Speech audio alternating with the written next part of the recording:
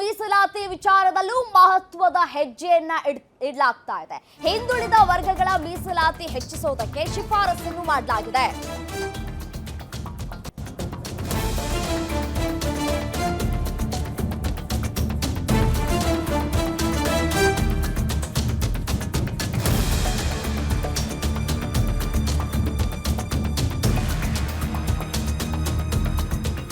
ಹಿಂದುಳಿದ ವರ್ಗಗಳ ಮೀಸಲಾತಿ ಹೆಚ್ಚಿಸೋದಕ್ಕೆ ಇಲ್ಲಿ ಶಿಫಾರಸನ್ನ ಕೂಡ ಮಾಡಲಾಗಿದೆ. ಜಾತಿ ಗಣತಿ ವರದಿಯಲ್ಲಿ ಶಿಫಾರಸನ್ನ ಮಾಡಲಾಗಿದೆ ಅನ್ನುವಂತಹ ವಿಚಾರ ಗೊತ್ತಾಗ್ತಾ ಇದೆ. ಕಾಂತರಾಜು ನೀಡಿರುವಂತಹ ವರದಿಯಲ್ಲಿ ಶಿಫಾರಸನ್ನ ಮಾಡಲಾಗಿದೆ. 3A ಸಮುದಾಯಕ್ಕೆ ಶೇಕಡ 4ರಿಂದ ಶೇಕಡ 7ಕ್ಕೆ ಏರಿಸುವುದಕ್ಕೆ ಶಿಫಾರಸನ್ನ ಮಾಡಲಾಗಿದೆ. 3B ಸಮುದಾಯಕ್ಕೆ ಶೇಕಡ 5ರಿಂದ ಶೇಕಡ 8ಕ್ಕೆ ಏರಿಸುವುದಕ್ಕೆ ಶಿಫಾರಸನ್ನು ಮಾಡಲಾಗಿದೆ. OBC ಮೀಸಲಾತಿ ಹೆಚ್ಚಳ ಆದ್ರೆ 50% ಮೀಸಲು ಮಿತಿ ಏರಿಕೆಯಾಗತ್ತೆ ಅನ್ನುವಂತಹ ಲೆಕ್ಕಾಚಾರವನ್ನ ಇಟ್ಕೊಳ್ಳಲಾಗಿದೆ. ಈಗಾಗಲೇ 4% ಮೀಸಲಾತಿ ವಿಚಾರಕ್ಕೆ ಸಂಬಂಧಪಟ್ಟಂತೆ ಸಾಕಷ್ಟು ಆಕ್ರೋಶಗಳು ಕೂಡ ವ್ಯಕ್ತವಾಗ್ತಾ ಇದೆ. ಈಗ 7% ಹೆಚ್ಚು ಮಾಡಬೇಕು ಅನ್ನುವಂತಹ ವಿಚಾರಗಳು ಕೂಡ ಚರ್ಚೆಗೆ ಮುನ್ನೆಲೆಗೆ ಬರ್ತಾ ಇದೆ. ಜಾತಿ ಗಣತಿ ಮಾತ್ರವಲ್ಲ, ಮೀಸಲಾತಿ ವಿಚಾರದಲ್ಲೂ ಕೂಡ ಶಿಫಾರಸನ್ನ ಮಾಡಲಾಗ್ತಾ ಇದೆ ಅನ್ನುವಂತಹ ವಿಚಾರ ಗೊತ್ತಾಗ್ತಾ ಇದೆ. ಹಿಂದುಳಿದ ವರ್ಗಗಳ ಮೀಸಲಾತಿಯನ್ನ ಶೇಕಡ 51ಕ್ಕೆ ಏರಿಸಬೇಕು ಅಂತ ಹೇಳಿ ಜಾತಿ ಗಣತಿ ವರದಿಯಲ್ಲಿ ಶಿಫಾರಸನ್ನ ಮಾಡಲಾಗಿದೆ ಅನ್ನುವಂತಹ ವಿಚಾರ ಗೊತ್ತಾಗ್ತಾ ಇದೆ.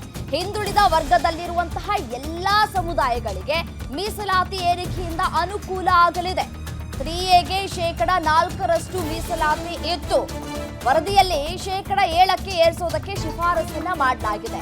3Bಯಲ್ಲಿ ಶೇಕಡ 5ರಷ್ಟು ಇತ್ತು, ಶೇಕಡ 8ರಷ್ಟು ಏರಿಕೆಗೆ ಶಿಫಾರಸನ್ನ ಮಾಡಲಾಗಿದೆ. ಈ ಒಂದು ವಿಚಾರದಿಂದಾಗಿ ರಾಜ್ಯ ರಾಜಕಾರಣದಲ್ಲಿ ಅಲ್ಲೋಲ ಕಲ್ಲೋಲ ಸೃಷ್ಟಿಯಾಗುವಂತಹ ಎಲ್ಲ ಸಾಧ್ಯತೆಗಳು ಕೂಡ ಹೆಚ್ಚಾಗಿ ಕಾಣಸಿಗ್ತಾ ಇದೆ. ಜಾತಿ ಜನಗಣತಿ ವಿಚಾರಕ್ಕೆ ಸಂಬಂಧಪಟ್ಟಂತೆ ಈಗಾಗಲೇ ಒಂದಷ್ಟು ವಿರೋಧಗಳು ಕೂಡ ವ್ಯಕ್ತವಾಗ್ತಾ ಇರುವಂತದ್ದು. ಅದರ ಜೊತೆಗೆ ಇದೀಗ ಮೀಸಲಾತಿ ವಿಚಾರವೂ ಕೂಡ ಚರ್ಚೆಗೆ ಬರ್ತಾ ಇದೆ. ಶಿಫಾರಸನ್ನ ಕೂಡ ಮಾಡಲಾಗಿದೆ ಅನ್ನುವಂತಹ ವಿಚಾರ ಗೊತ್ತಾಗ್ತಾ ಇರುವಂತದ್ದು. ಮಹತ್ವದ ಹೆಜ್ಜೆಯನ್ನ ಕೂಡ ಇಡಲಾಗಿದೆ ಈ ಒಂದು ಮೀಸಲಾತಿ ವಿಚಾರದಲ್ಲಿ ಅನ್ನುವಂತಹ ಮಾಹಿತಿ ಸಿಗ್ತಾ ಇದೆ. ಪರ ವಿರೋಧ ಖಂಡಿತವಾಗಿ ಇರುತ್ತೆ. ಇದರಲ್ಲಿ ಏನು ಸಾಧಕ ಬಾಧಕ ಅನ್ನೋದು ಕೂಡ ಸಾರ್ವಜನಿಕವಾಗಿಯೂ ಚರ್ಚೆ ಆಗಲಿ, ನಾವು ಚರ್ಚೆಯನ್ನು ಸ್ವಾಗತ ಮಾಡ್ತೇವೆ. ಮತ್ತು ಇದನ್ನ ಮುಂದಿನ ವಾರ ಸಂಪುಟದಲ್ಲಿ ಕೂಡ ನಾವು ಚರ್ಚೆ ಮಾಡ್ತೇವೆ. ಇನ್ನೂವರೆಗೂ ಕೂಡ ಈಗ ನಿನ್ನೆ ಓಪನ್ ಆಗಿದೆ ಅಷ್ಟೇ. ಅದರಲ್ಲಿ ಏನು ಅಂಶಗಳು ಇದಾವೆ ಅನ್ನೋದನ್ನ ನಾವು ಕೂಡ ಓದಿ ನೋಡಬೇಕು. ಓದಿ ನಂತರ ಅದನ್ನು ಚರ್ಚೆ ಮಾಡಿ ಕೊನೆಗೆ ತೀರ್ಮಾನ ಮಾಡ್ತಕ್ಕಂತಹದ್ದು. ಒಟ್ಟಾರೆ ನಾವು ಭಾಳ ಜನ ಎಲ್ಲ ವರ್ಗದಲ್ಲಿಯೂ ಕೂಡ, ಅದು ಎಲ್ಲ 1A ಆಗ್ಬೋದು, 2A ಆಗ್ಬೋದು, 2B, 3A, 3B ಅಂದರೆ ಹಿಂದುಳಿದ ವರ್ಗಗಳು, ಅದರಲ್ಲಿ ಒಕ್ಕಲಿಗರು, ಲಿಂಗಾಯತರು ಎಲ್ಲರನ್ನೂ ಸೇರಿಸ್ಕೊಂಡು ಈ ಜಾತಿ ಗಣತಿಯಲ್ಲಿ ನೋಡಿದಾಗ ಹಿಂದುಳಿದವರ ಸಂಖ್ಯೆ ಭಾಳ ಇದೆ. ಹಾಗಾಗಿ ಈಗ ಹಾಲಿ ಏನು ಹಿಂದುಳಿದವರಿಗೆ ಇರ್ತಕ್ಕಂಥ ಮೀಸಲಾತಿ ಅವರಿಗೆ ನ್ಯಾಯ ಕೊಡೋದಕ್ಕೆ ಆಗ್ತಾ ಇಲ್ಲ. ಹಿಂದುಳಿದವರಿಗೆ ಇರ್ತಕ್ಕಂಥ ಮೀಸಲಾತಿಯನ್ನ 51% ಹೆಚ್ಚಿಸಬೇಕು ಅಂತಾನು ಶಿಫಾರಸು ಮಾಡಿದ್ದಾರೆ. ಇದರಿಂದ ಹಿಂದುಳಿದ ವರ್ಗದಲ್ಲಿ ಇರ್ತಕ್ಕಂತಹ ಎಲ್ಲ ಸಮುದಾಯಗಳು 1A, 2A, 2B, 3A, 3B ಅಂದರೆ ಒಕ್ಕಲಿಗರು, ಲಿಂಗಾಯತರದು ಅವ್ರದ್ದು ಏನು ಭಾಳ ವರ್ಷಗಳಿಂದ ಬೇಡಿಕೆ ಇತ್ತು ರಿಸರ್ವೇಷನ್ ಹೆಚ್ಚಿಸ್ಬೇಕು ಅಂತ, ಆ ವರ್ಗಗಳಿಗೂ ಕೂಡ ಈಗ 3Aಗೆ ಇಷ್ಟು ದಿನ 4% ಇದೆ, ಅದನ್ನು 7%ಗೆ ಏರಿಸಬೇಕು ಅಂತ ಶಿಫಾರಸು ಮಾಡಿದ್ದಾರೆ. 3Bಗೆ ಇಷ್ಟು ದಿನ 5% ಇದೆ, ಅದನ್ನು 8%ಗೆ ಏರಿಸಬೇಕು ಅಂತ ಶಿಫಾರಸು ಮಾಡಿದ್ದಾರೆ. ಹಾಗಾಗಿ ಇದನ್ನ ಆ ದೃಷ್ಟಿಯಿಂದನೂ ನಾವು ನೋಡಬೇಕಾಗುತ್ತೆ. ಎಲ್ಲ ವರ್ಗದಲ್ಲಿ ಇರ್ತಕ್ಕಂತಹ ಬಡವರಿಗೆ ಹೆಚ್ಚಿನ ಸೌಲಭ್ಯ ಸಿಗಬೇಕು ಅನ್ನೋದು ಕೂಡ ಒಂದು ಈ ವರದಿಯಲ್ಲಿ ನಾವು ಕಾಣ್ತಾ ಇದ್ದೇವೆ. ಈ ರೀತಿಯಾಗಿ ಇನ್ನೂ ಏನೇನು ಶಿಫಾರಸು ಆಗ್ಬೋದು, ಅಧ್ಯಯನ ಆಗ್ಬೋದು, ಅವುಗಳನ್ನೆಲ್ಲವೂ ಕೂಡ ಸಾರ್ವಜನಿಕವಾಗಿ ಚರ್ಚೆ ಆಗಲಿ, ಚರ್ಚೆಯನ್ನು ನಾವು ಸ್ವಾಗತ ಮಾಡ್ತೇವೆ. ಮುಂದಿನ ವಾರ ಇದ್ರ ಬಗ್ಗೆ ಚರ್ಚೆ ಇಟ್ಕೊಂಡಿದ್ದೇವೆ. ನಿನ್ನೆ ಅಷ್ಟೇ ರಿಪೋರ್ಟ್ ಓಪನ್ ಆಗಿದೆ. ಓಪನ್ ಮಾಡಿದ ಕೂಡಲೇ ಅಧ್ಯಯನ ಮಾಡಲಿಕ್ಕೆ ಆಗಿಲ್ಲ. ಈ ವಾರ ಅಧ್ಯಯನ ಮಾಡಿ ಸಾರ್ವಜನಿಕರ ಅಭಿಪ್ರಾಯಗಳನ್ನು ಕೂಡ ತೆಗೆದುಕೊಂಡು ಮುಂದಿನ ವಾರ ನಾವು ಕ್ಯಾಬಿನೆಟ್ನಲ್ಲಿ ಚರ್ಚೆ ಮಾಡ್ತೇವೆ. ಹಿಂದುಳಿದ ವರ್ಗಗಳ ಮೀಸಲಾತಿಯನ್ನ 51% ಏರಿಸಬೇಕು ಅಂತ ಹೇಳಿ ಇದೀಗ ಶಿಫಾರಸನ್ನು ಮಾಡಲಾಗಿದೆ ಅಂತ ಹೇಳಿ ಕೃಷ್ಣ ಬೈರೇಗೌಡರು ಹೇಳ್ತಾ ಇದ್ದಾರೆ. ಶಿಫಾರಸನ್ನ ಮಾಡಲಾಗಿದೆ, ಗಣತಿ ವರದಿಯಲ್ಲಿ ಶಿಫಾರಸನ್ನ ಮಾಡಲಾಗಿದೆ ಅಂತ ಹೇಳಿ. ಇನ್ನು ಮೀಸಲಾತಿ ವಿಚಾರದಲ್ಲೂ ಕೂಡ ಮಹತ್ವದ ಹೆಜ್ಜೆಯನ್ನ ಕೂಡ ಇಡಲಾಗ್ತಾ ಇದೆ. ಹಿಂದುಳಿದ ವರ್ಗಗಳ ಮೀಸಲಾತಿ 51% ಏರಿಕೆ ಮಾಡಬೇಕು ಅನ್ನುವಂತಹ ಶಿಫಾರಸನ್ನು ಮಾಡಲಾಗಿದೆ ಅಂತ ಹೇಳಿ ಈಗ ಕೃಷ್ಣ ಬೈರೇಗೌಡರು ಹೇಳ್ತಾ ಇರುವಂತಹ ವಿಚಾರ. ಮಹತ್ವದ ಹೆಜ್ಜೆಯನ್ನ ಇಡೋದಕ್ಕೆ ಒಂದು ಕಡೆ ರಿಸ್ಕ್ ಅನ್ನ ತೆಗೆದುಕೊಳ್ಳೋದಕ್ಕೆ ಸರ್ಕಾರ ಮುಂದಾದಂತೆ ಕಾಣಿಸ್ತಾ ಇದೆ. ಹಿಂದುಳಿದ ವರ್ಗಗಳ ಮೀಸಲಾತಿ 51% ಏರಿಕೆ ಮಾಡಿದ್ರೆ ಏನಾಗಬಹುದು ಮುಂದಿನ ದಿನಗಳಲ್ಲಿ? ರಾಜ್ಯ ರಾಜಕೀಯದಲ್ಲಿ ಅಲ್ಲೋಲ ಕಲ್ಲೋಲ ಸೃಷ್ಟಿಯಾಗುವಂತಹ ಎಲ್ಲ ಸಾಧ್ಯತೆಗಳು ಕೂಡ ಇದೀಗ ಎದ್ದು ಕಾಣಿಸ್ತಾ ಇರುವಂತದ್ದು. ಇದಕ್ಕೆ ಸ್ವಪಕ್ಷದಲ್ಲೂ ಕೂಡ ವಿರೋಧಗಳು ವ್ಯಕ್ತವಾಗುವಂತಹ ಸಾಧ್ಯತೆಗಳು ಕೂಡ ಇದೆ. ಇದರ ಜೊತೆಗೆ ಬಿಜೆಪಿ ಮತ್ತೆ ಜೆಡಿಎಸ್ ಯಾವ ರೀತಿಯಾಗಿ ಹೊಂದಾಣಿಕೆ ಮಾಡ್ಕೊಂಡಿದ್ದಾರೋ ಅದೇ ರೀತಿಯಾಗಿ ಇದರಲ್ಲೂ ಕೂಡ ಹೊಂದಾಣಿಕೆಯಾಗಿ ಹೋರಾಟವನ್ನು ಮಾಡ್ತಾವ ಅನ್ನುವಂತಹ ಪ್ರಶ್ನೆಗಳು. ಹಿಂದುಳಿದ ವರ್ಗಗಳ ಮೀಸಲಾತಿ 27% 51% ಏರಿಕೆ ಮಾಡಬೇಕು ಅನ್ನುವಂತಹ ಶಿಫಾರಸನ್ನ ಮಾಡಲಾಗಿದೆ ಅನ್ನೋದು ಗೊತ್ತಾಗ್ತಾ ಇದೆ. 3Aಗೆ 4% 7% ಏರಿಕೆ ಮಾಡಬೇಕು ಅನ್ನುವಂತಹ ನಿರ್ಧಾರಕ್ಕೆ ಬಂದಂತೆ ಕಾಣಿಸ್ತಾ ಇದೆ ಸರ್ಕಾರ. ಶಿಫಾರಸ್ ಆಗಿದೆ ಅನ್ನುವಂತಹ ವಿಚಾರಗಳು ಇದೀಗ ಗೊತ್ತಾಗ್ತಾ ಇರುವಂತದ್ದು. ಇನ್ನು ಏನೆಲ್ಲ ಏರಿಕೆ ಆಗತ್ತೆ ಕಾದ್ ನೋಡ್ಬೇಕಾಗಿದೆ ಅನ್ನುವಂತಹ ವಿಚಾರವನ್ನ ಕೂಡ ಕೃಷ್ಣ ಬೈರೇಗೌಡರು ಹೇಳ್ತಾ ಇರುವಂತಹ ವಿಚಾರ.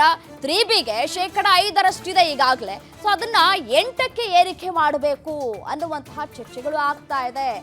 ಇನ್ನು ಮುಂದಿನ ದಿನಗಳಲ್ಲಿ ಇದ್ರ ಬಗ್ಗೆಯೂ ಕೂಡ ನಿರ್ಧಾರ ಆಗತ್ತೆ. ಇನ್ನು 2Bಗೆ 8% ಮೀಸಲಾತಿಯನ್ನ ಕೊಡಬೇಕು ಅನ್ನುವಂತಹ ವಿಚಾರಗಳು ಕೂಡ ಇದೀಗ ಗೊತ್ತಾಗ್ತಾ ಇರುವಂತದ್ದು. ಏನಾಗ್ತಾ ಇದೆ ಜಾತಿ ಜನಗಣತಿ ವಿಚಾರಕ್ಕೆ ಸಂಬಂಧಪಟ್ಟಂತೆ ಈಗಾಗಲೇ ಒಂದಷ್ಟು ವಿರೋಧಗಳು ಕೂಡ ವ್ಯಕ್ತವಾಯಿತು. ಡೀಟೇಲ್ಸ್ ಕೊಡ್ತಾರೆ ನನ್ನ ಕಲೀಗ್ ಮಾರುತಿ ಪಾವಗಡ, ಲೈವ್ ನಲ್ಲಿ ಜಾಯಿನ್ ಆಗ್ತಾ ಇದ್ದಾರೆ ನ್ಯೂಸ್ ಡೆಸ್ಕ್ ನಿಂದ. ಎಸೇನು ಮಾರುತಿ, ಇಲ್ಲಿಯವರೆಗೂ ಜಾತಿ ಗಣತಿ ವಿಚಾರ ಸಾಕಷ್ಟು ಚರ್ಚೆಗೆ ಬಂತು, ಈಗಾಗಲೇ ಅದನ್ನ ಮುಂದೂಡಿಕೆ ಕೂಡ ಮಾಡಲಾಗಿರುವಂಥದ್ದು. ಈಗ ಮೀಸಲಾತಿ ವಿಚಾರ ಮುನ್ನೆಲೆಗೆ ಬರ್ತಾ ಇರುವಂಥದ್ದು. ಏನ್ ಮಾಡ್ತಾ ಇದೆ ನಮ್ಮ ರಾಜ್ಯ ಸರ್ಕಾರ? ರಮ್ಯ, ಕರ್ನಾಟಕದಲ್ಲಷ್ಟೇ ಅಲ್ಲ ಇಡೀ ದೇಶಾದ್ಯಂತ ಆಗಾಗ್ಗೆ ಚರ್ಚೆಗೆ ಬರ್ತಾ ಇರುವಂಥದ್ದು ಈ ಮೀಸಲಾತಿ ಬದಲಾವಣೆ ಮಾಡಬೇಕಾ, ಮೀಸಲಾತಿ ಬದಲಾವಣೆ ಮಾಡಿದ್ದೆ ಆದರೆ ಯಾವ ಅಂಕಿಅಂಶಗಳನ್ನು ತೆಗೆದುಕೊಂಡು ಬದಲಾವಣೆ ಮಾಡಬೇಕು ಅನ್ನುವಂಥ ಒಂದು ಚರ್ಚೆ ಸದಾ ಆಗ್ತಲೇ ಇರುತ್ತೆ. ಅದರಲ್ಲೂ ಇತ್ತೀಚೆಗೆ ಹಲವು ಪ್ರಕರಣಗಳಲ್ಲಿ ಸುಪ್ರೀಂ ಕೋರ್ಟೇ ಇತ್ತೀಚೆಗೆ ಜನಗಣತಿ ಆಗಿಲ್ಲ, ಹೀಗಾಗಿ ಯಾವ ಆಧಾರದ ಮೇಲೆ ಮೀಸಲಾತಿಯನ್ನು ಹಂಚಿಕೆ ಮಾಡ್ತೀರಾ ಅನ್ನುವಂಥ ಒಂದು ಸೂಚನೆಗಳನ್ನು ಆಯಾ ರಾಜ್ಯ ಸರ್ಕಾರಗಳು ಕೋರ್ಟ್ಗೆ ಹೋದಂಥ ಒಂದು ಸಂದರ್ಭದಲ್ಲಿ ತೀರ್ಪುಗಳನ್ನು ಕೂಡ ಕೊಟ್ಟಿತ್ತು. ತಮಿಳುನಾಡಲ್ಲಿ 50%ಕ್ಕೂ ಅಧಿಕ ಮೀಸಲಾತಿ ಹಂಚಿಕೆ ಮಾಡಿದಾಗ ಸುಮಾರು 69% ಮೀಸಲಾತಿಯನ್ನು ತಮಿಳುನಾಡು ಸರ್ಕಾರ ಕೊಟ್ಟಾಗ ಇದನ್ನು ಪ್ರಶ್ನೆ ಮಾಡಿಕೊಂಡು ಸುಪ್ರೀಂ ಕೋರ್ಟ್ವರೆಗೂ ಕೂಡ ಅರ್ಜಿದಾರರು ಹೋಗಿದ್ದರು. ಆ ಸಂದರ್ಭದಲ್ಲಿ ಯಾವುದೇ ಮೀಸಲಾತಿ ಏರಿಕೆ ಮಾಡುವಾಗ ನೀವು ಯಾವುದಾದ್ರೂ ಜಾತಿಗಣತಿಯ ಅಂಕಿಅಂಶಗಳ ಇಟ್ಕೊಂಡಿದ್ದೀರಾ, ಕೇಂದ್ರ ಸರ್ಕಾರವಾಗಲಿ ರಾಜ್ಯ ಸರ್ಕಾರ ಬಳಿ ಆಗಲಿ ಅಂಥ ಒಂದು ಅಂಕಿಅಂಶಗಳು ಇದಾವ ಅನ್ನುವಂಥ ಒಂದು ಪ್ರಶ್ನೆಗಳನ್ನು ಕೇಳಿದರು. ಹೀಗಾಗಿ ನಿನ್ನೆ ಮುಖ್ಯಮಂತ್ರಿ ಸಿದ್ದರಾಮಯ್ಯವರ ನೇತೃತ್ವದಲ್ಲಿ ನಡೆದಂತಹ ಕ್ಯಾಬಿನೆಟ್ ಸಭೆಯಲ್ಲಿ ಈ ರಿಪೋರ್ಟ್ ಮಂಡನೆ ಮಾಡಿದಾಗ ಸಿದ್ದರಾಮಯ್ಯವರು ಮೊದಲು ಹೇಳಿದ ವಿಚಾರವೇ ಇದು.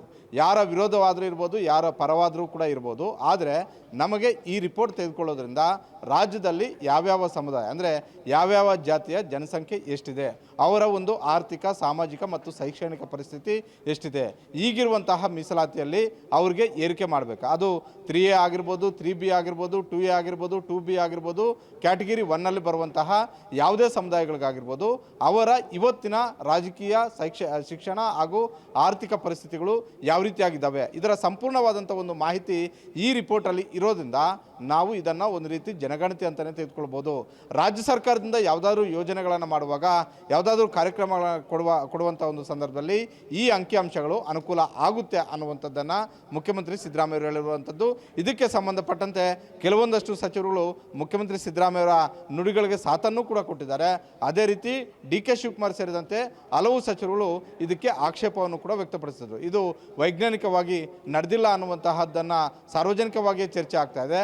ಹೀಗಾಗಿ ಮುಂದಿನ ದಿನಗಳಲ್ಲಿ ಇದನ್ನು ಸಬ್ ಕಮಿಟಿ ಮಾಡೋದರ ಮುಖೇನ ಕೆಲವೊಂದಷ್ಟು ತಿದ್ದುಪಡಿಗಳನ್ನು ಕೆಲವೊಂದಷ್ಟು ಮಾರ್ಪಾಡುಗಳನ್ನು ಮಾಡಬೇಕಾಗಿರುವಂಥ ಒಂದು ಅನಿವಾರ್ಯ ಪರಿಸ್ಥಿತಿ ಇದೆ ಅನ್ನುವಂಥದ್ದನ್ನು ಕೂಡ ಹೇಳಿದರು.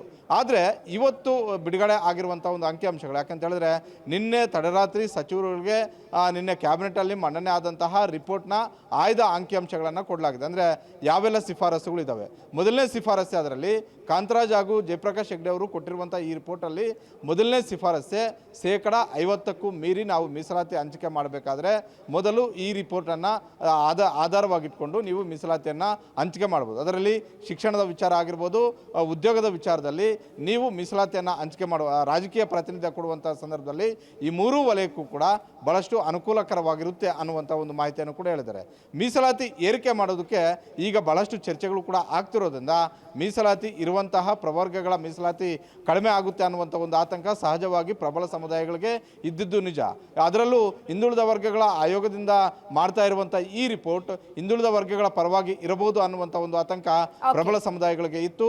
ಹೀಗಾಗಿಯೇ ಲಿಂಗಾಯತ ಮತ್ತು ಒಕ್ಕಲಿಗ ಮಠಾಧೀಶಗಳಿಂದಲೇ ಇದು ಬಹಿರಂಗವಾಗಿ ಹೇಳಿಕೆಗಳು ಕೂಡ ಬಂದವು.